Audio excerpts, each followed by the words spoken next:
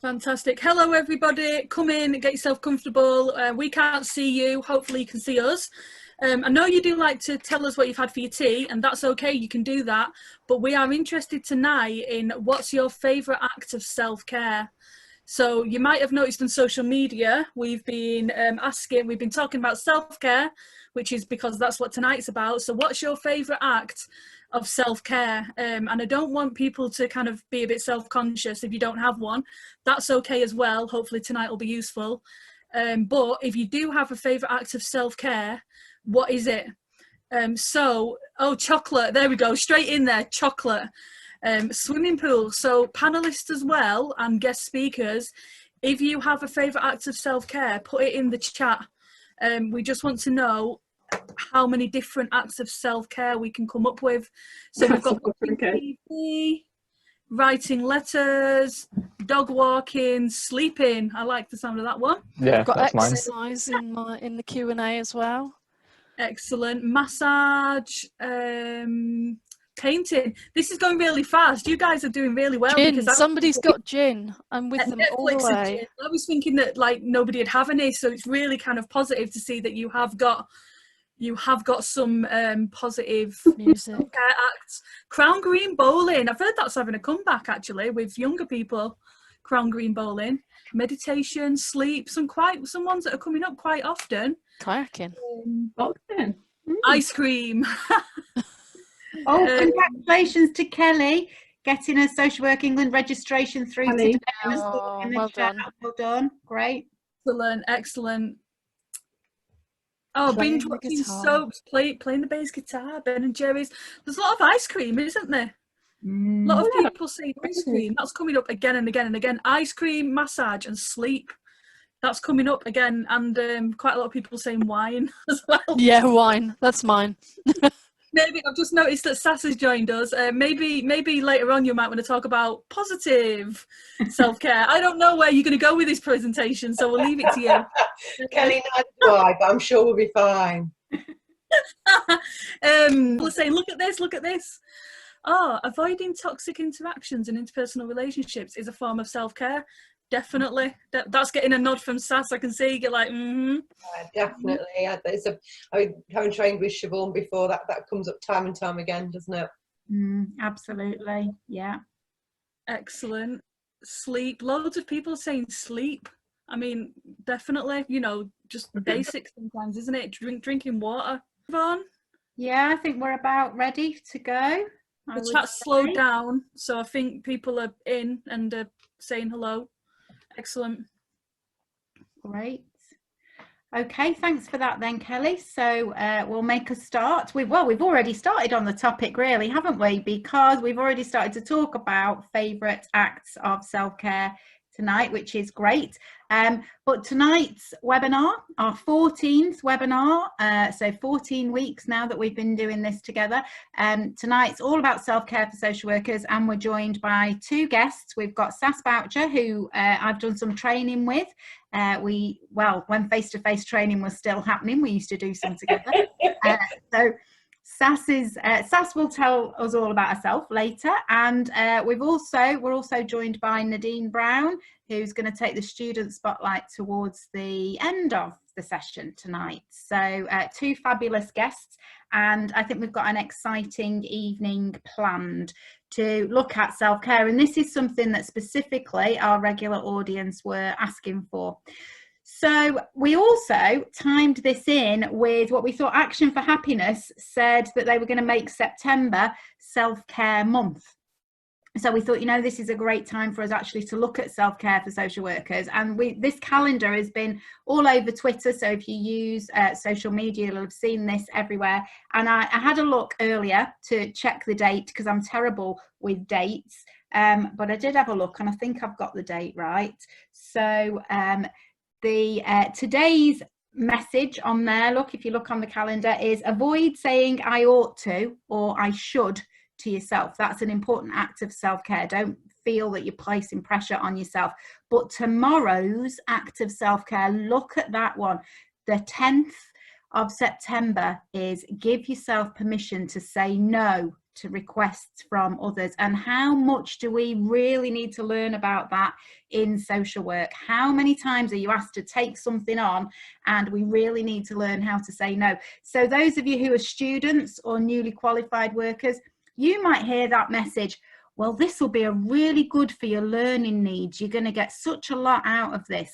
Those of you who've been qualified for a long time, you might hear things like, oh, you're the only person I can trust to take on this piece of work. There are so many strategies that are used to get us to take on more work, and we have to learn just to say no professionally. And that is a key act of self-care, and that's what we all need to practice doing tomorrow. So take a look at this Self-Care September calendar and see if you can work your way through trying to do an act of self-care every day during September. Having said that, I'm going to be really honest with you, and I am really bad at self-care. I know a lot about the theory, but I'm not very good at the practice. So we've been talking in the webinars so far about bringing theory and practice together, but I am okay on the theory of self-care. I am really bad at the practice. I suppose it's that kind of do as I say, not as I do type thing. I really need to learn from tonight's webinar, and we'll take on some messages tonight. But I see myself as on a journey towards self-care, and I think the registration page for tonight's webinar suggested that we will consider our own unique individual journeys towards good self-care, I suppose, or towards any form of self-care in many ways. In the supervision webinar, if you've been attending the webinars with us, I know there's some of you who are here every single week. And if you remember back to the supervision webinar, then we had Rosie with us, who did some live drawing around what you described your journeys as feeling like for you at that time. If you look at all three of those pictures, none of those look like the kind of journey you'd really want to be on. You know, they look quite pressured, they look exhausted, they look lonely, they look like you don't know where you're going. And actually, social work journeys can be very challenging. It can feel like rush hour travel. It can feel like there is so much pressure. There are so many demands on our time, so highly stressful environments. It can feel like that you've got no time to sort of step back from things and think about what's going on. And at other times, the journey can feel like that, like a long, lonely journey that's just going on forever. And social work can feel like that. It can feel very isolated. You can feel under pressure, you can feel under pressure in isolation. Those kinds of, both of those journeys, whether it's traveling at rush hour or traveling like that, a lonely, isolated road, both of those bring their own stresses. So before we look at self-care, let's look at some of the reasons that we need to self-care. Now, this is research on work-related stress for the general population. This isn't specific to social work. This is just work-related stress. So it's research into the impact of work-related stress. And you can see some of the figures up there. Look, so 1 in 5 of the UK workforce experience moderate to high levels of work-related stress several times a week. So this is something that's happening for lots of people.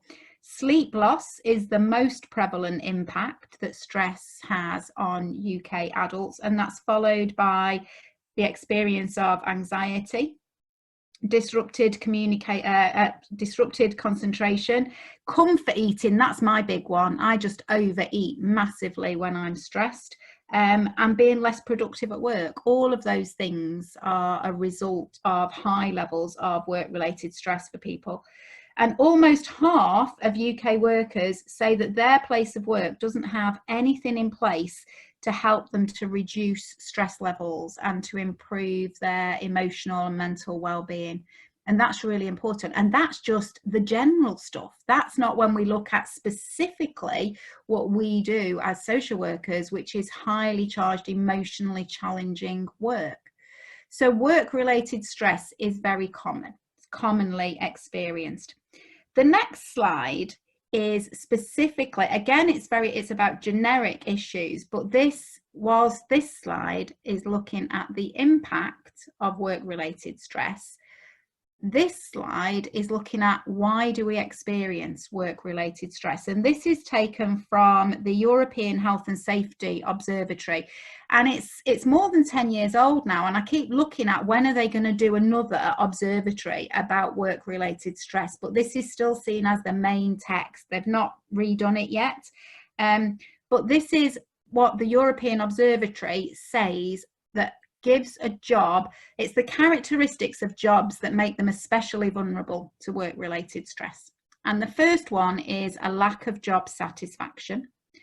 The next is a lack of job control, violence and harassment in the workplace, or the threat of violence and harassment, or hearing of others' experience of violence and harassment, job insecurity, a poor work-life balance, work intensification. Now, what we mean by work intensification is that the more you do, the more you're given to do. It's almost like, oh, you've done that really well, so here, have some more to do. So it's that intensification of you're expected to do more with less over time.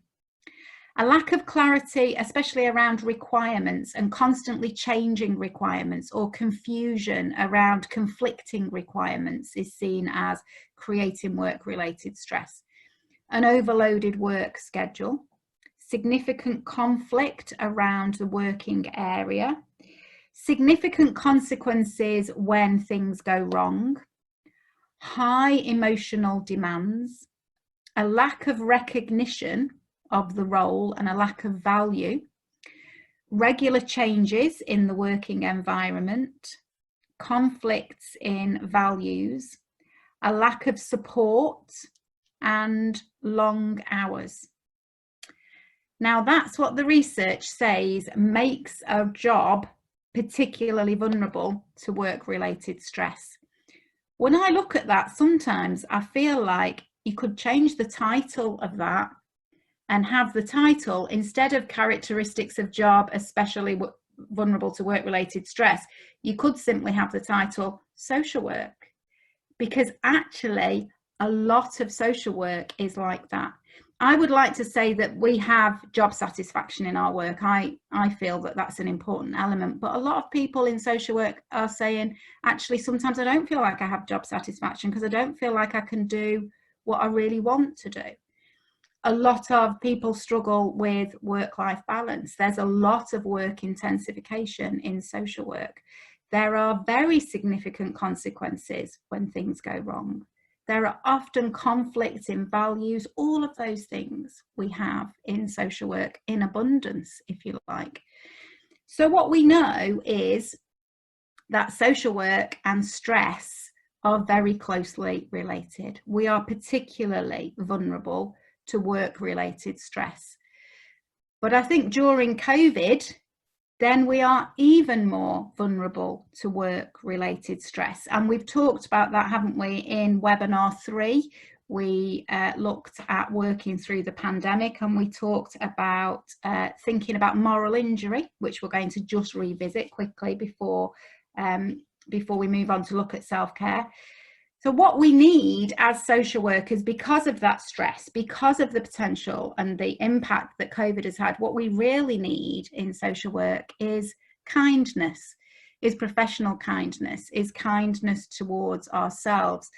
But what we get instead very often is not kindness, but blame. A blame culture definitely surrounds us in social work, I think. And I know that some of the students I'm practice educator for at the moment are talking a lot about writing their assignments, because it's assignment time for them. And I was reminded earlier today of an assignment that I wrote 33 years ago. I wrote this assignment, and the title of it, I can still remember, was "Social Workers Are Damned If They Do and Damned If They Don't Discuss." And I still feel that 30 odd years later is such a relevant social work assignment title, because it's true. We are blamed for so many things. You know, we're blamed when things go wrong. We're blamed in society. We have a huge amount of blame. And I want us to just look at resilience.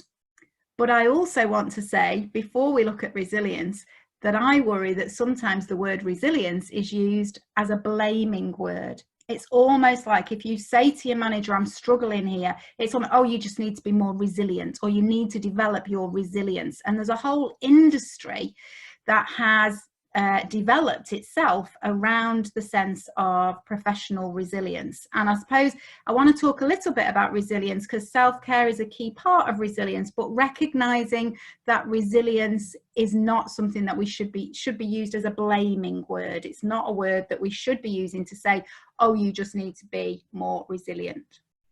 But if we think about what resilience is and what we mean by resilience, then really it's Louise Grant and Gail Kinman's work that I would look towards in social work around resilience. And they describe professional resilience as a positive attribute that can protect and enhance health and well-being. And they say it's particularly important for helping professionals who face highly challenging and complex situations, as we know we do. But professional resilience, well, resilience generally, is seen in two main ways. And I just want us to think about the two main ways that it's seen. The first is it's about our ability to adapt. So it's seen as this quote here, which is a really old quote, but I think summarizes it really well. The whole adaptability thing is that it's about the general capacity for flexible and resourceful adaptation to both external and internal stresses. So it's about how good are we at adapting to change, and we all need to be good at adapting at the moment, don't we?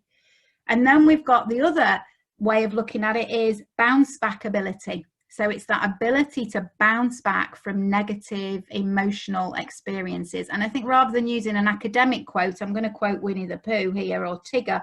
Life isn't about how fast you run or how high you climb, but it's all about how well you bounce. And the only thing that helps you to bounce is good self-care and self-kindness, really, I suppose. So when Sass and I do training together, this is my favourite quote that we use to illustrate for us why self-care is so important. The expectation that we can be immersed in suffering and loss on a daily basis and not be touched by it is about as unrealistic as expecting to be able to walk through water without getting wet. Social workers are going to get wet a lot. You know, you can't walk through water and not get wet. We deal with really difficult issues. And you know that I've been talking a lot about the concept of moral injury. We've talked about this a couple of times, haven't we, in the webinars. And I know lots of people who've been with us in every webinar will remember Kat talking to us about her experience of that moral injury, that sense of feeling torn as a mum, because she told us the story about working at the kitchen table. If you remember, her children were playing in the garden, and when one fell over, and the mum in her wanted to go out and pick up a little child and kiss his knee better, and the social worker in her was on a safeguarding call and had to continue to do that. And how we get tugged in every different direction. And I know that Kat's story has touched a lot of people, and I hear people talking about it when I'm doing training, for example. And Kat's not with us tonight. Kat's poorly tonight, so there's a get well soon from all of us. And I'm really glad that Kat did the self-care thing and said, I'm going to go to bed actually and sleep. I need to. And I'm really glad that she did that. So moral injury is also there for all of us, and self-care is vital.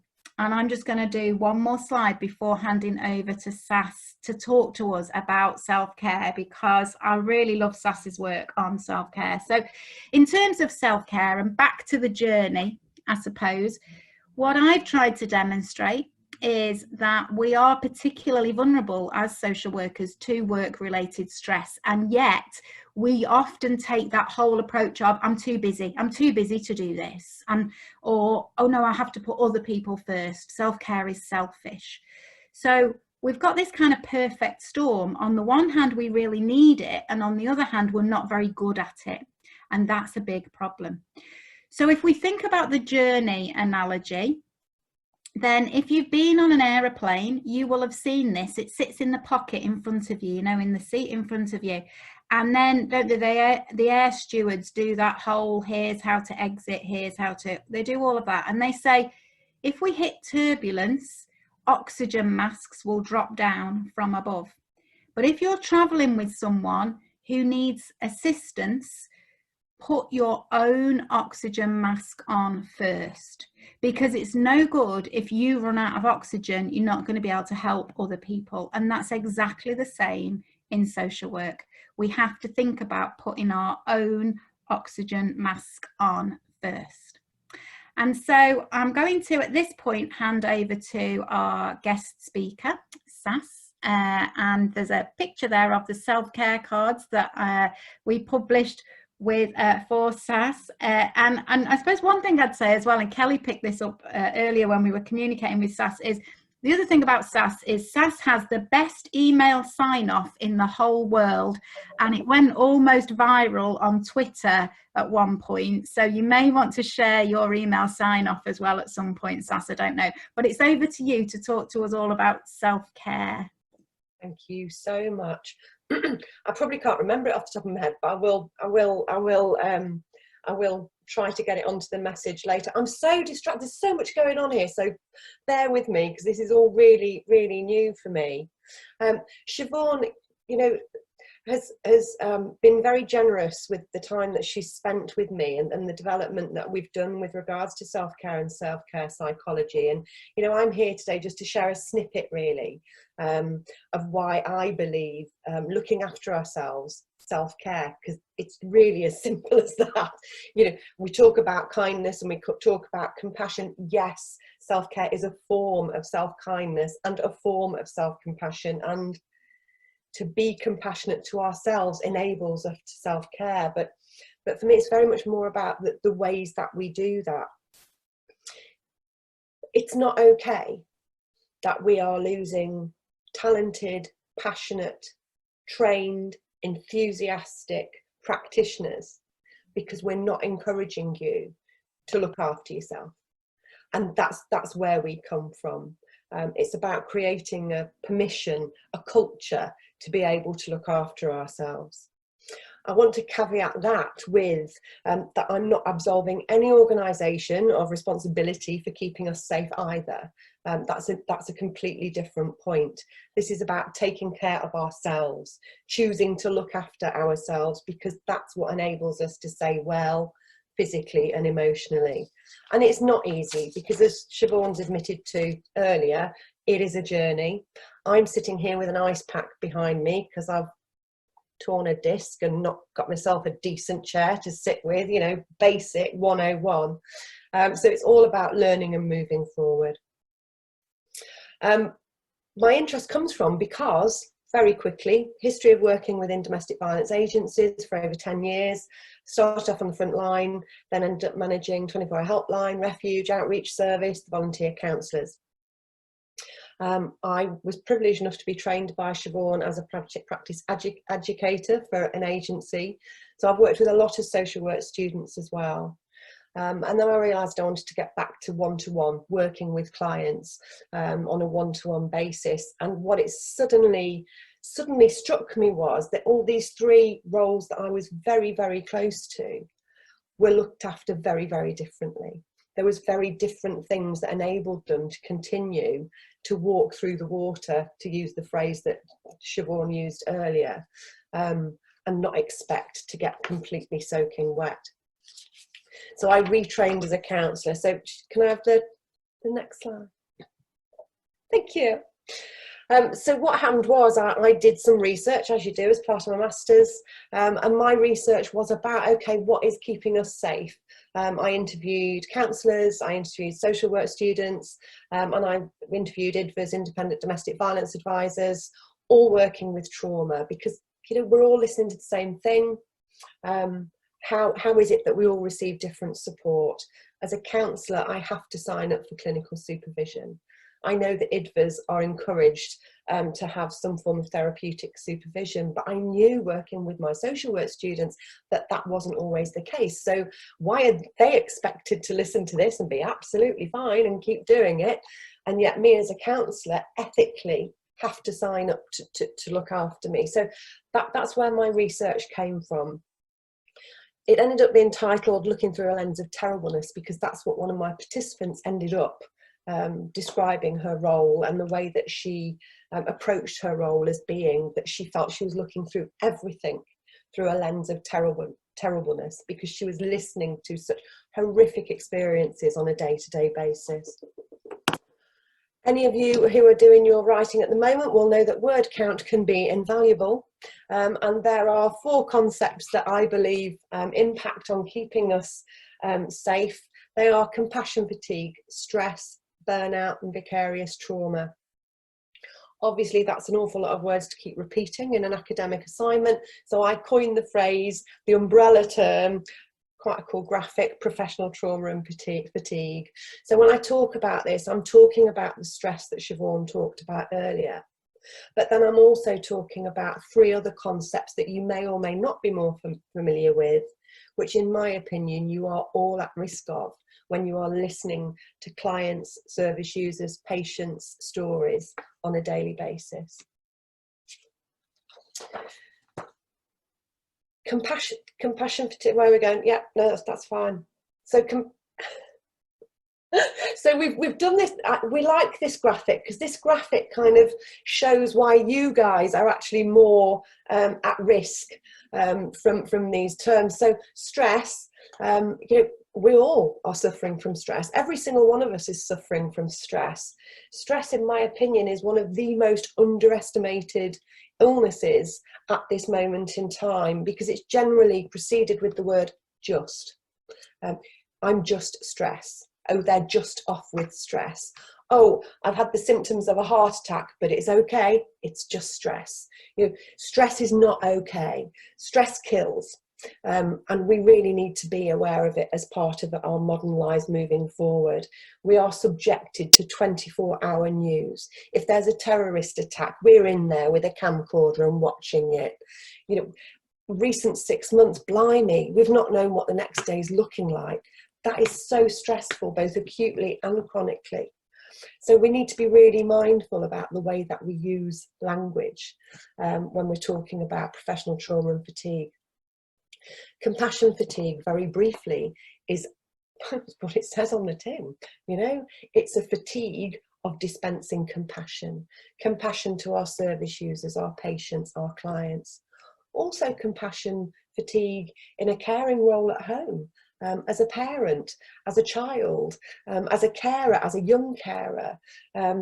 Compassion fatigue is something that any of us that are dispensing compassion on a regular basis are at risk of running out of. It's a finite resource, we will run out. Burnout, again, is you know, Siobhan and I have talked about this a lot, but it's also a phrase that's used far too lightly. I hear, yeah, Friday I'm burnt out, or I need to go on holiday, I'm feeling a bit burnt out. Burnout is gone. Burnout is generally done and dusted. There are 3 elements of burnout that diagnose burnout, but it really needs to be treated with the severity that it deserves. Not so long ago, we were not expected to come back from burnout. But we can actually now. We know more and more and more, and we can come back from it. And I've been out on training and I've met people who have come back from it and who live their lives very, very differently.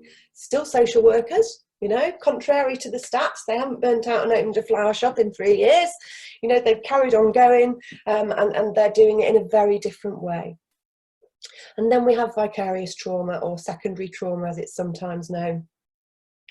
And that again is that if you are listening to somebody telling you about the trauma that they've experienced, then you too are at risk of a reaction to that trauma. And something that came across in my research was that counsellors, you know, generally we are in an organisation or in our own room. You guys as social workers are actually going into people's houses.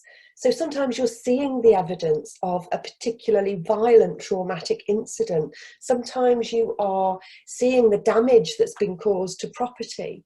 And that too has a huge impact, and in turn can turn to post-traumatic stress disorder. We can take on those trauma symptoms as our own: hypervigilance, flashbacks, nightmares.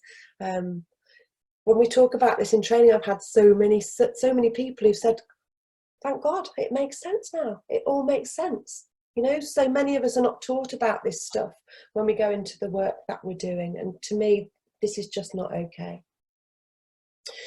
So that's the low bit. I'm going to lift you back up a little bit now. My research was about trying to find out what we can do, you know, what we can do practically, particularly when it was written, you know, at the outset of austerity. What can we do that isn't going to cost a fortune? How can we work together in order to try and buffer professional trauma and fatigue? And that's where the slide that you've got in front of you came from, really. These are what we call the 5 pillars of protection. So all of my participants told me they'd all incidentally broken, and I use that term as they would use it. You know, it had all got too much one way or another. They were off work, had been off work because of the work that they do, and to be injured by the work that we do is really quite a sobering thought, isn't it? So I wanted to know what they used, what they found useful. Obviously, we're going to focus on the far left one, but I'll just very briefly run through the others, and that is trauma-informed. So for those of you who aren't aware, trauma-informed is such a vital piece of work. There's so much out there, and if you want more information, please do email me, and I will forward you and signpost you a little bit more effectively. But it's similarly along the lines that Siobhan said. You know, we need to expect to be impacted by the work that we do.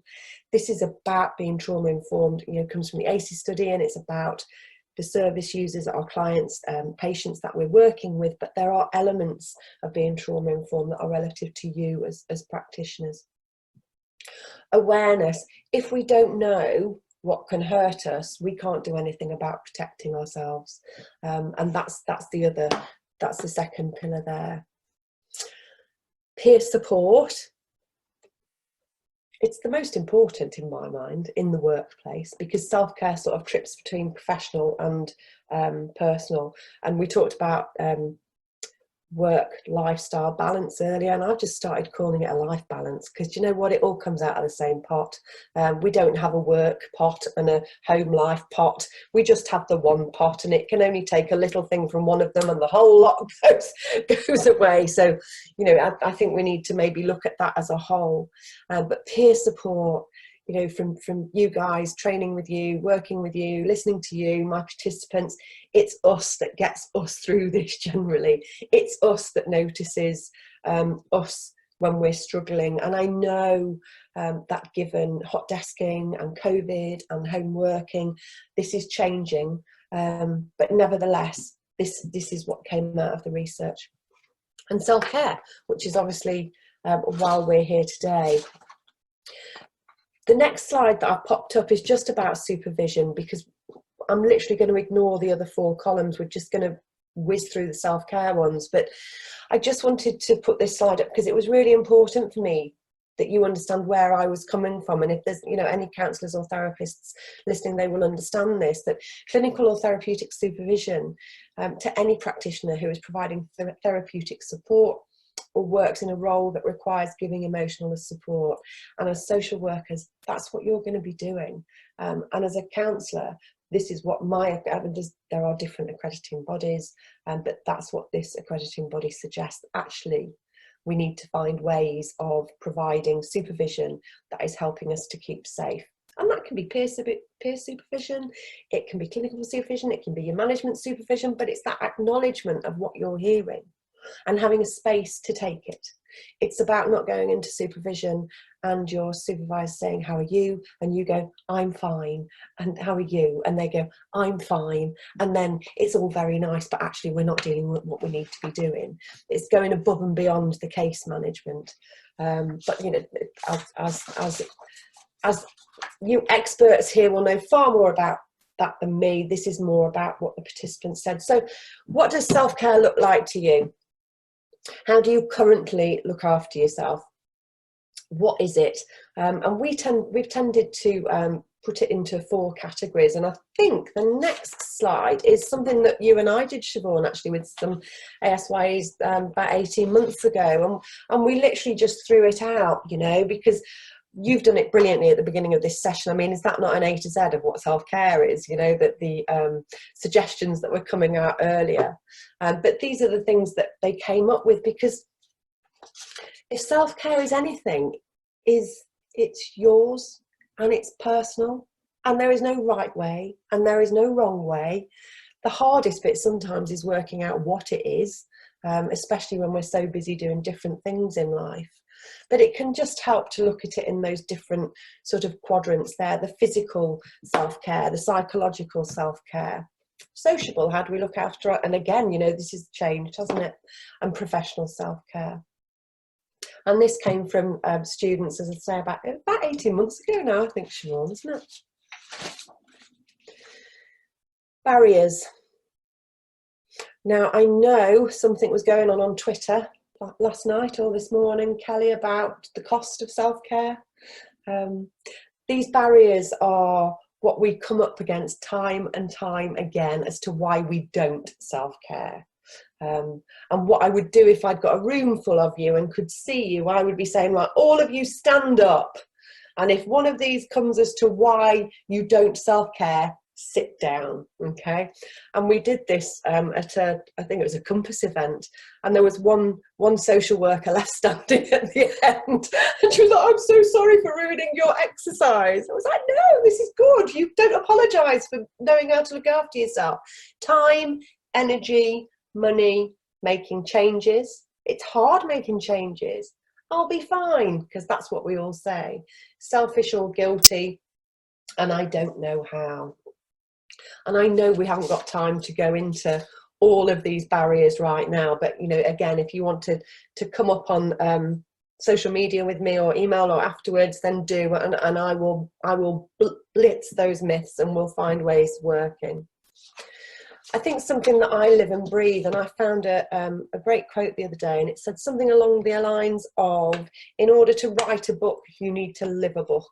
And that's really come home to roost for me over the last 12, 18 months. You know, in order to work with guys on self-care, I'm really having to learn how to do it myself.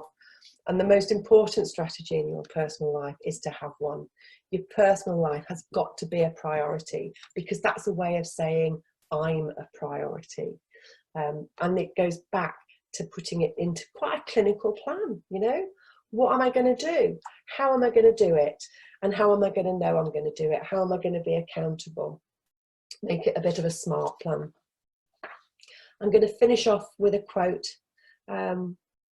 which I think really works for us as people who spend our lives looking after other people. No, I can't go off sick, I'll be letting my families down. No, I can't take some time off because there'll be nobody there.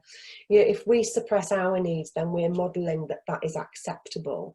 And one of the biggest parts of our roles is to empower individuals. And if that's by showing them that we can look after ourselves, if as managers it's about looking after ourselves and not sending the email at 3 o'clock in the morning, then, you know, that's what this quote says to me. And I'll just want to leave you with that message, really. Sorry, it's been a whirlwind, hasn't it? Thank you, Sass. Thanks for doing that with us. That was great. I know the picture at the beginning was of the self-care cards, wasn't it? And definitely. 50 acts of self-care, and I think the Connect team will put some links in the chat. But there's also some, you've done some of those cards, haven't you, are made free to access from your website during COVID. So you've adapted them, haven't you, some of the cards. So we'll give you all of those resources in our follow-up email. We'll let you know how to get to those resources, and I think everybody's put in the 50 acts in. But I've got the 50 act cards in front of me now. I think I like to try a different one each day. So I think I'm going to remind myself of the importance of the cards and do a different one each day. But my favourite, because I was chatting to the guys in the team earlier about what's our favourite self-care act, and my favourite one is Eat Your Frog. I love the whole idea of Eat Your Frog. And I can see some people's faces are like, what's it mean? basically eat your frog. I don't know if you want to explain it, Sass, but the way I see it certainly is eat your frog is do the job that you'd normally put off, do that one first, because you can spend ages all day thinking about I've got to do that, and if you just do it first, it's gone. Have I got that right? Yeah, definitely, absolutely. Eat your frog, get it done. And you know that there's a bit of a frog theme around self-care as well, because keep coming across teams who have a Freddo Frog Friday, and they use that as a form of self-care and congratulate, you know, they award themselves Freddo Frog. So there's quite a frog theme in self-care, isn't there? I know, I didn't think of that frog. Maybe that's the chocolate bar frog bit. I'd not thought of that.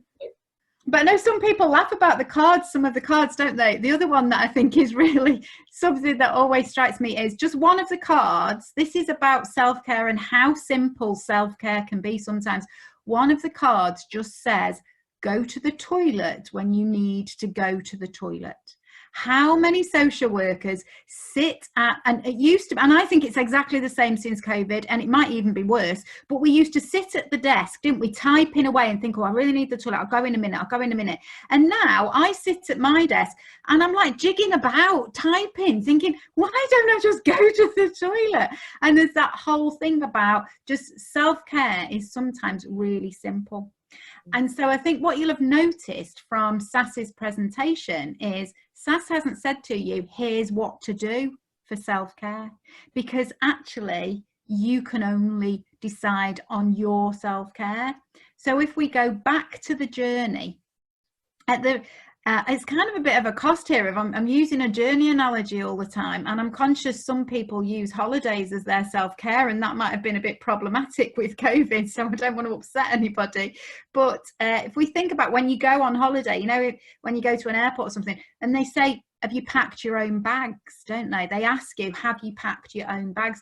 And it's only us that can pack our own bags of self-care. We have to do the packing ourselves. And this is something that Sass and I do when we do training together. We take a whole pile of stuff, as you can see, people have made them here, and we ask newly qualified workers and other workers to create a self-care suitcase. Sometimes we'll ask them to do a resilience suitcase, which might be about what do you want to keep safe during your journey as a social worker, put in the suitcase. Sometimes it's about what are you going to do as an act of self-care. And really, most of the time, it's just about when you're sitting there at a table with other social workers and you're making it, you end up talking to each other about self-care. And really, that's the thing that we do it for, because it gets people talking about self-care. The conversation is what matters, actually. But this is an example of one of the self-care suitcases that was created during training. I think it was actually a session we did together, this one, Sass. And this was Sam's self-care suitcase, as it says on there. The contents are very important. And inside, Sam put this. So on the one side, Sam has written, recognizing that my signs of stress are these. I get a stiff neck, I get anxious, I struggle to sleep. So Sam's written, this is how I know I'm stressed.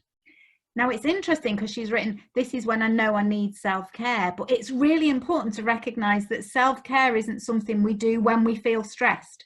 Self-care is something we should be doing all of the time. It's not a crisis intervention strategy. It's something that should happen all of the time.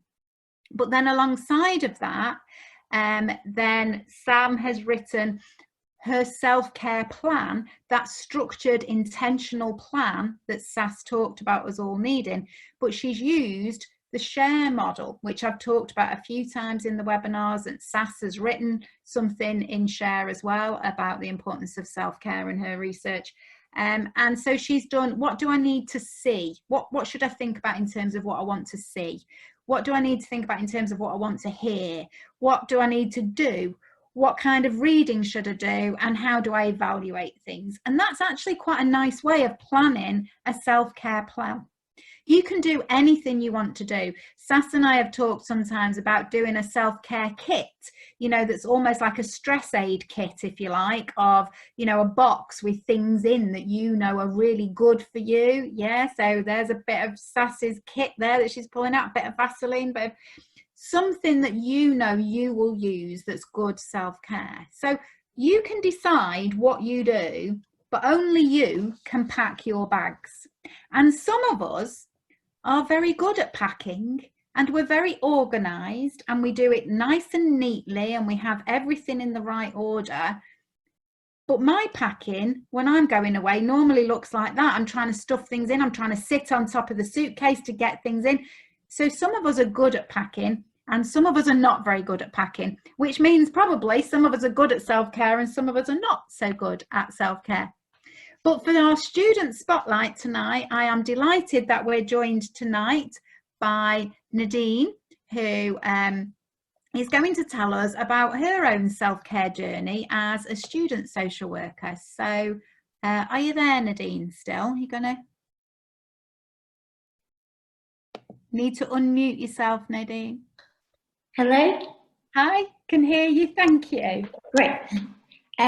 So hi, I'm Nadine, and before I sort of share my self-care experience, I wanted to start off with a poll. So if Omar doesn't mind sharing that poll with those that can see it. That's it. So there's a poll come up for you now, Nadine. Are you able to see it, or do you want me to talk it through? Yeah, I can see it. So it says, before starting placement or becoming a social work student, did you consider self-care due to the nature of the work and what is expected of us? So yeah, if you just answer that, that'd be great. I don't know, do I get to see the outcomes? Yeah, I can tell you the outcomes at the moment. So we've got, so far there's 214 people have voted on it, and we've got 22% of people say yes, they did think about it. 31% said yes, they did, but not fully.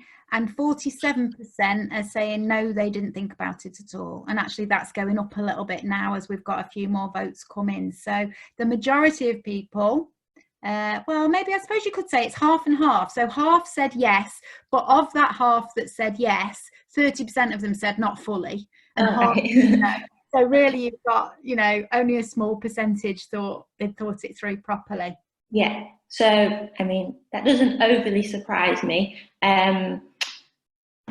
As a student starting, I definitely didn't consider self-care, but as the topic of resilience became a lot more prominent and discussed more throughout the preparation of placement from my university, I did begin to think about what the impact of the profession may have on an individual.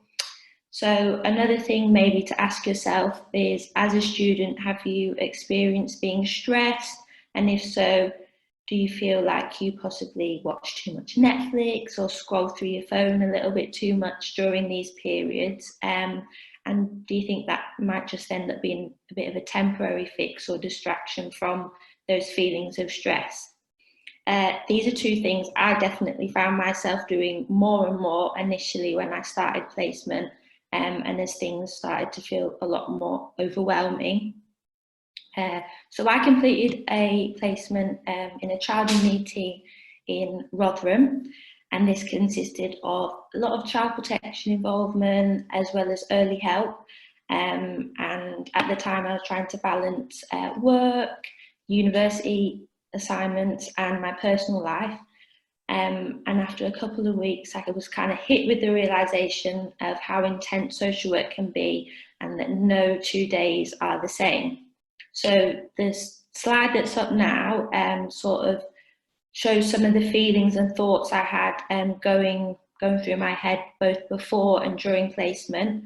And so I had sort of, I'm scared to ask, so I was sort of scared to ask questions. I didn't feel like I could complete everything that they were asking of me. I wanted to make a good impression. And another one that I haven't got on the screen is that I was going into a placement of predominantly white people, and the team members were also, the team members were also white, but the service users also reflected that. And for me, that was a massive worry, as I didn't feel like that reflected who I was as a person, but also where I see sort of my future going within social work. So from this, I realised the feelings and thoughts I had were not enabling me to sort of maintain a good mental health and get the best out of me.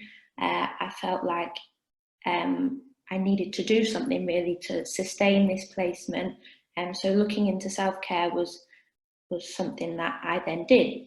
At the time, I had a counsellor, and I shared some of the feelings that I've posted on this slide with her, and she suggested a couple of things for me to look into, enabling me to determine some areas of my life that needed improving and a bit more focus. So I clearly was feeling like I was spreading myself a bit too thin, and a balanced lifestyle was not what I was executing. So could I go to the next slide, please, Siobhan? Oh, it doesn't seem to be clicking, sorry. So this is what my counsellor provided. She provided a self-care assessment and a self-care wheel.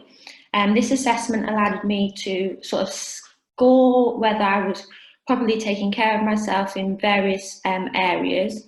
No surprise, I scored poorly in the majority of areas, and as I reflect back to the beginning of my placement, it's understandable as to why I did score low. As a student, we are in a new environment, in unfamiliar situations, having to process a lot of information, as well as sort of building a sense of confidence, creating an identity, all while having the pressure of wanting to pass your placement. So from this, I began to look into the various sections of the self-care wheel, and I essentially looked into what was suggested and ways that I could sort of make these my own. So the next slide, please. So this is what I came up with. I have exercise at the centre of this slide. As for me, exercise is sort of the foundation of maintaining a good mindset. Whether that be going for a walk, run, going to the gym, I just found dedicating a specific time throughout the week to focus on and unwind was key for me while on placement. Then I have nutrition. So a good diet and staying hydrated was needed for me while I was on placement. As I said, no 2 days are the same. And I think based on this, it's easy to sort of get caught up in the culture of grabbing a quick takeaway while you're out on a visit, or sticking your hand in the biscuit tin in the office. And I think if sort of when I was doing this, I just found that I wasn't being able to focus for the whole day. I felt a bit exhausted, and I just felt a little bit guilty for spending money on food and not eating well. So sleep and time management. For me, using a diary to help organise myself was really good. I was sure to make a sort of a structure and a schedule at the beginning of the week, just to clearly identify when I would complete uni work, go to work, and just have downtime.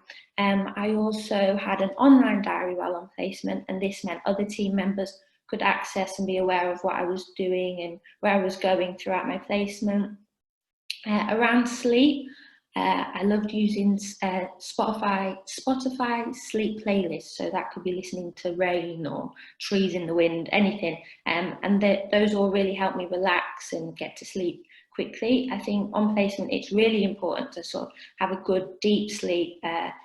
It requires a lot of focus on placement, early mornings, late nights, and being efficient with sleep is really essential. The next one is, for me, setting boundaries. So as a student, setting boundaries for yourself, for me, really helped me prevent me feeling overwhelmed and just feeling overworked. I made sure I started and finished days as agreed, unless I was happy otherwise. I used the study days and the holidays that were stated throughout my placement agreement.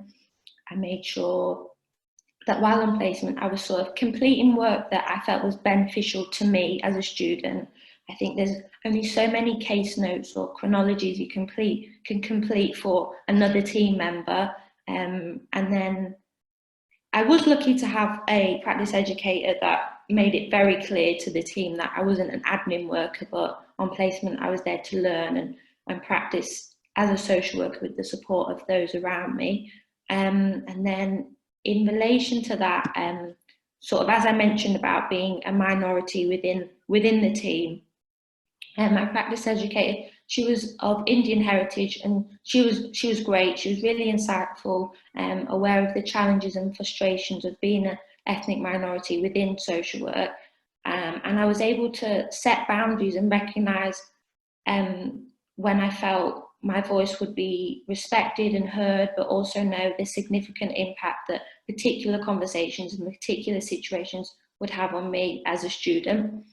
Another aspect of setting boundaries for me was sitting in the staff room actually and having my lunch now and again. This really helped me to switch off from the possible hecticness of the office, and also being able to process the day, but also prevent me from being drawn into other team members asking me to do a bit of work for them, or it just allowed me to have that time for me and to have my lunch. And yeah, I think that's really important.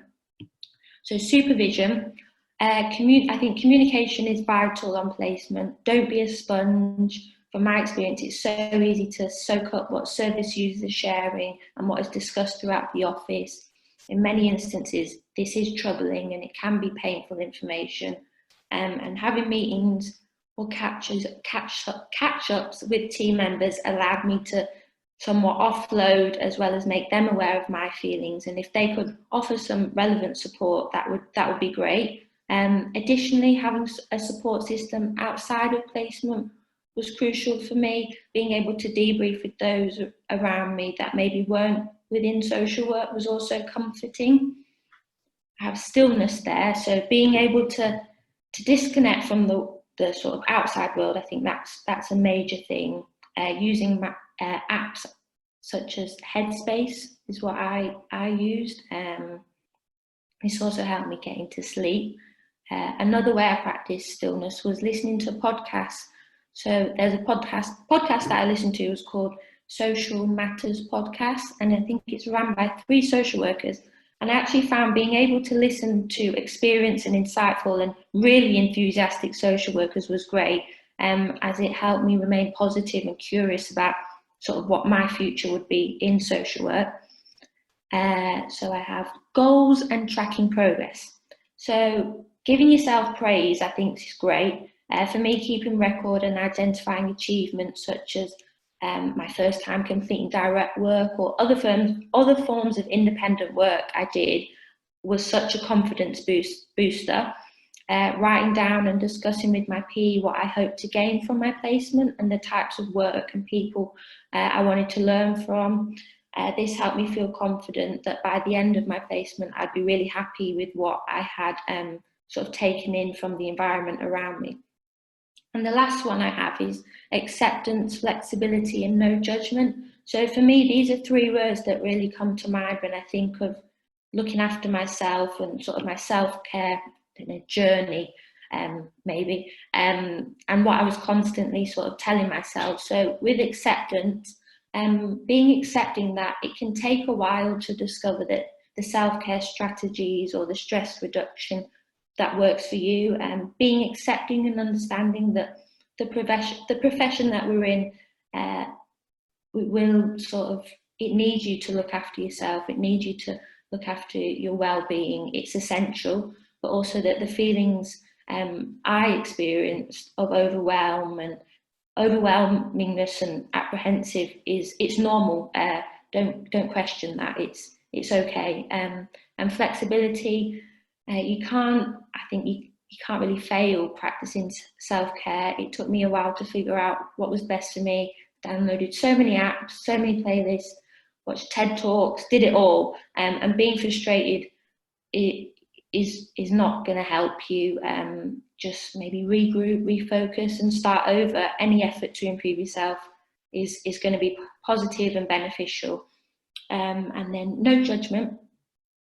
Do not think that because you're having these difficult times, this is a question of your capability of being a successful social work student, asking for help, practicing mindfulness, having a playlist, podcast, whatever it may be. As long as it feels right for you, then that's the most important thing. So can I go to the next slide, please? So here's a nice little picture. I like this slide. So I am definitely the first person to recognise that how in theory self-care sounds lovely.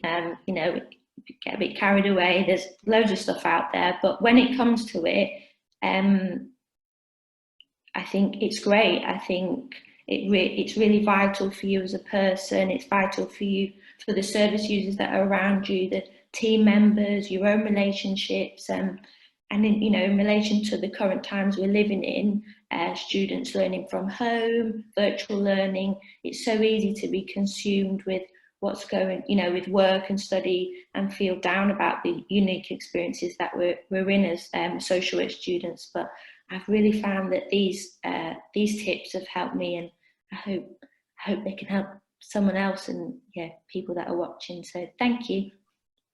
Thank you so much, Nadine. I think they will definitely help other people. I was listening to you thinking, wow, I'm learning loads here. I've learned loads I was writing things down. I was thinking, this is great. This is why we love to get students to come and join us and provide us with their thoughts, because, you're the future of the profession, and the future of the profession is in really good hands, really, having listened to you. And I think you're shining star in terms of self-care. So I'm hoping that maybe some of what you've shared there, you would be willing for us to send out to people in the follow-up email tomorrow, because I don't know if you've written any of that down, but that would be really helpful if we can send that out to people.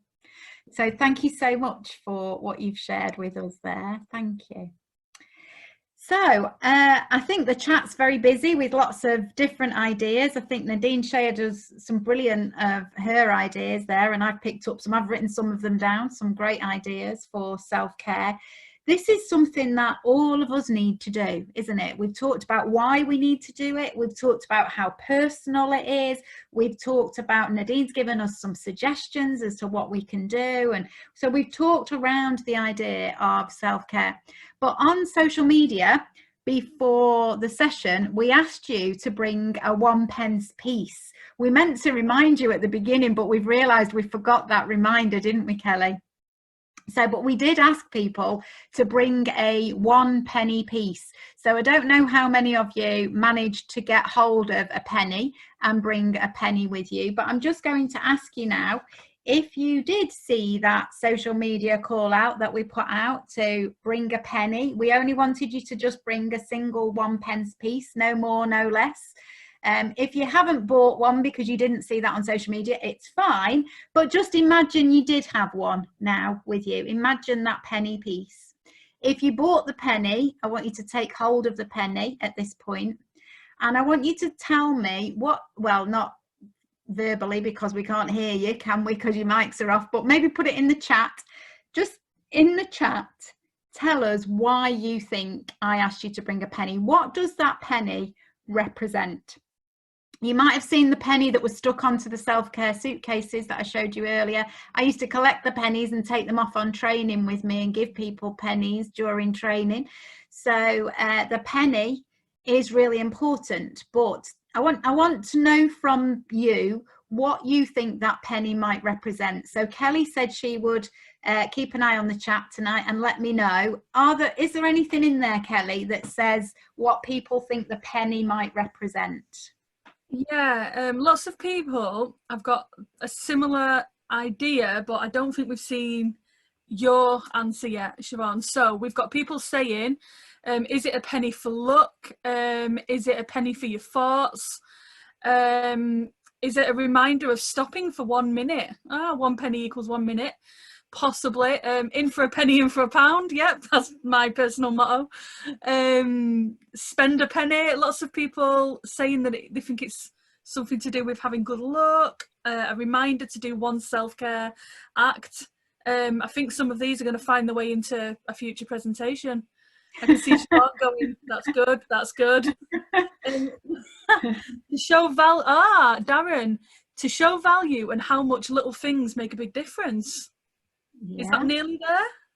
Well, there's lots of reasons. I mean, I'll tell you what I've previously written down. I've written down the old phrase, see a penny, pick it up all day long, you'll have good luck. So it is about good luck. But then it also says, pass it to a friend and your luck will never end. So this is also about sharing ideas around self-care with your colleagues and the importance of working with colleagues and sharing. There's also something about if you drop a coin, it makes a sound. If you drop notes, you know, it makes no sound at all. The small stuff matters. The small stuff makes the noise. So it's also about that. It's also about that whole spend a penny, you know, need to go to the toilet thing that I mentioned earlier. Sometimes self-care is as much as that. You don't need to have a lot of money. I think I think I'm right in quoting this, Sash. You might have to just tell me if I am. But I think there's a blog on your site that I read one time that said self-care for people who've got lots of stuff to do. Lots of stuff to do and no money and don't take any shit or something like that. And I just thought, yeah, that's self-care for me. I need that. It was something along the lines of that. I just thought, yeah, that's self-care with people with too much shit to do and no magic money tree, I think. Was oh, is that what the phrase was? There you go. That's it. So you don't need to have money to self-care. It's also, I've written down here, it's a penny for your thoughts. There's also the thing about, you know, a shiny new penny, and sometimes you get a shiny new penny, but then it goes a bit tainted and a bit horrible after a bit of time. It's also about that. So there's also, it's about our webinar next week on anti-poverty practice and poverty-aware practice. So it may also speak to that. If you don't have 2 pennies to rub together, there's an element there, could be around that. The key thing is, though, as I think lots of you, it's also a penny for your thoughts, as you said earlier. But the key thing is, what can you get for 1 pence?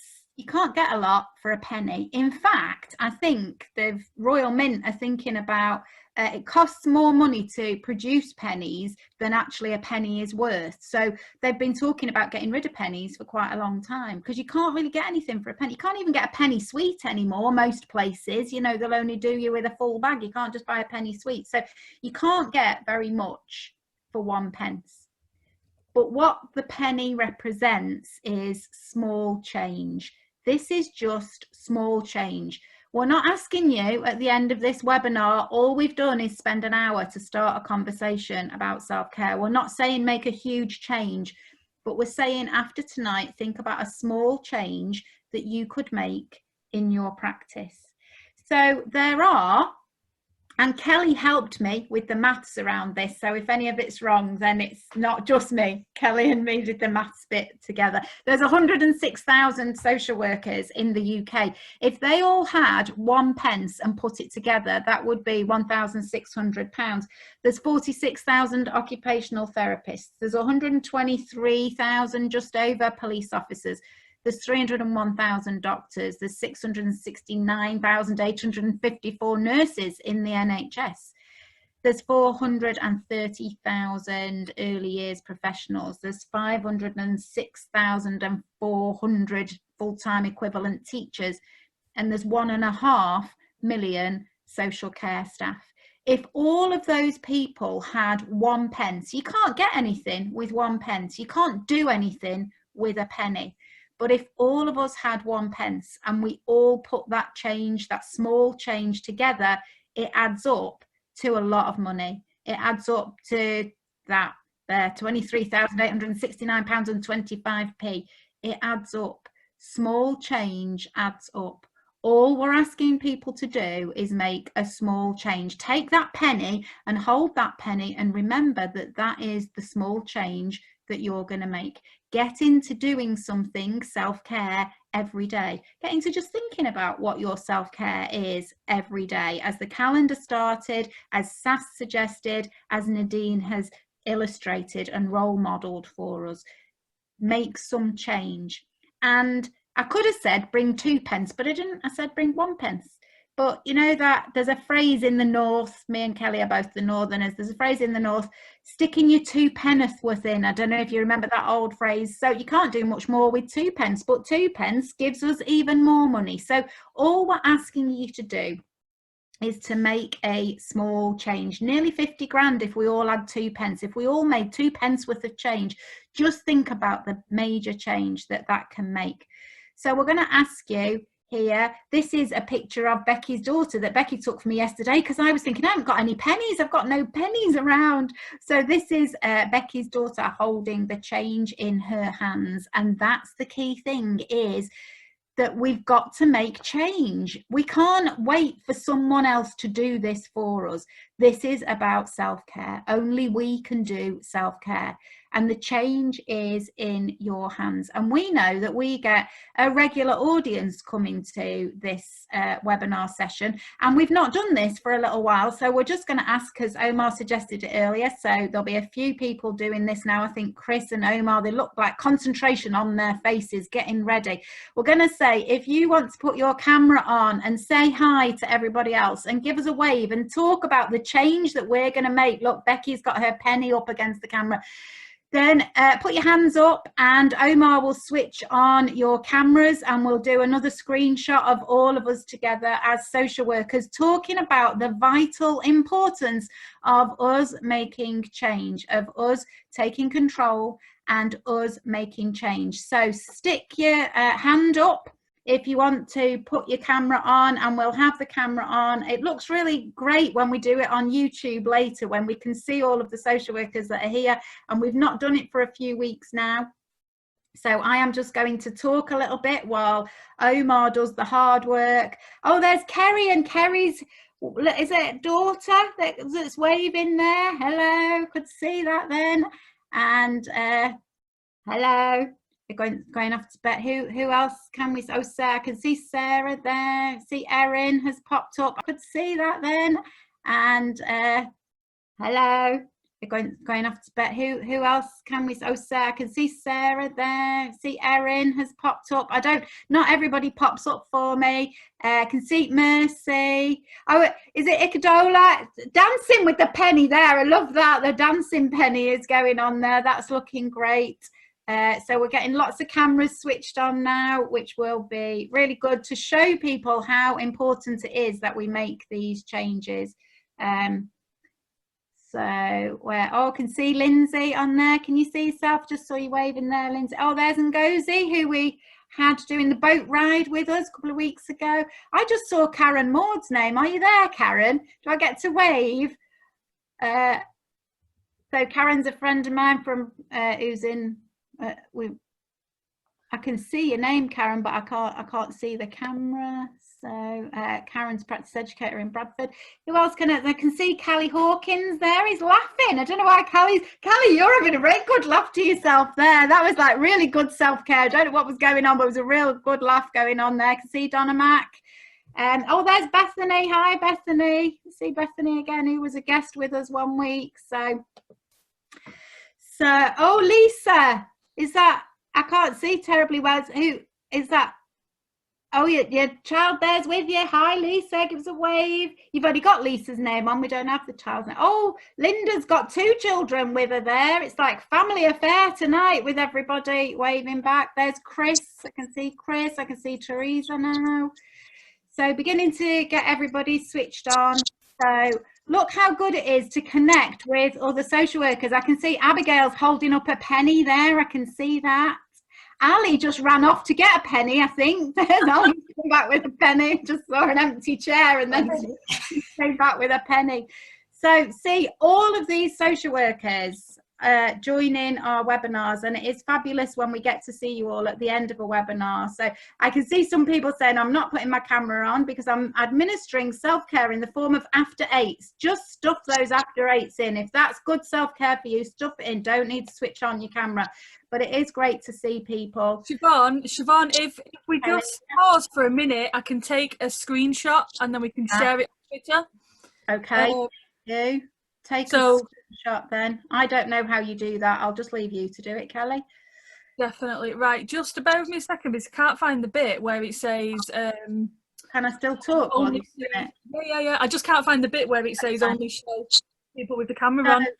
whilst you're doing that, then just let me tell everybody, next week's Wednesday webinar is a huge one. Please come, please get your friends to come, please get your colleagues to come, please tell your friends about it. Next week we're going to be looking at poverty aware and anti-poverty social work. Omar has organised this webinar and he has got a series of amazing guest speakers coming to speak to us, so please do register. I think it's going to be a huge session, so you can register now, but we do want lots of people coming because it's such an important topic in social work to look at anti-poverty practice. And then we're going to be doing looking at disability, and then the following week we're going to do let's get back to basics of theory and practice for those new students who just want to go back to some basics around how do we apply theory to our practice. We're going to do that as well. So we've got a really good load of sessions lined up for you over the next few weeks. Have you got that screenshot done, Kelly? I've done 2 of them. I'm just doing the 3rd one now. Doing the final one. Great, thank you. So many people. I'm trying to get everybody on. That's 2 of them. Omar, are you managing to record all of this for YouTube? Yep, got it all. So when we get it on YouTube, you can fast forward all the way through and see if you can see yourself on the telly at the end, wave at yourself at the end. Thank you ever so much to everybody. And thank you to our 2 guest speakers tonight. It was great to have Sass with us. Always love working with Sass. Thank you so much. And we'll send you some resources out tomorrow, so you can go straight onto selfcarepsychology.com website and take a look at Sass's work there. And thank you also to Nadine, who I can't see at the moment, I think because there's so many cameras up. Thank you also to Nadine for joining us again as a social work student. It's always fabulous to have students joining us.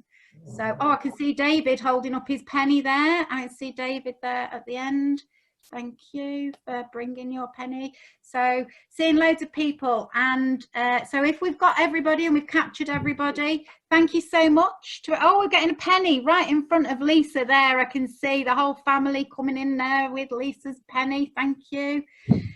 Thanks ever so much then, everybody. Are we going to conclude for the night then, Omar, now? Have we managed to get everybody? Oh, there's Linda and the 2 children. Give us a wave there. I can see everybody. So thanks ever so much, everybody. We'll send out a whole list of stuff to you tomorrow. Thanks very much. And good night from me. Good night.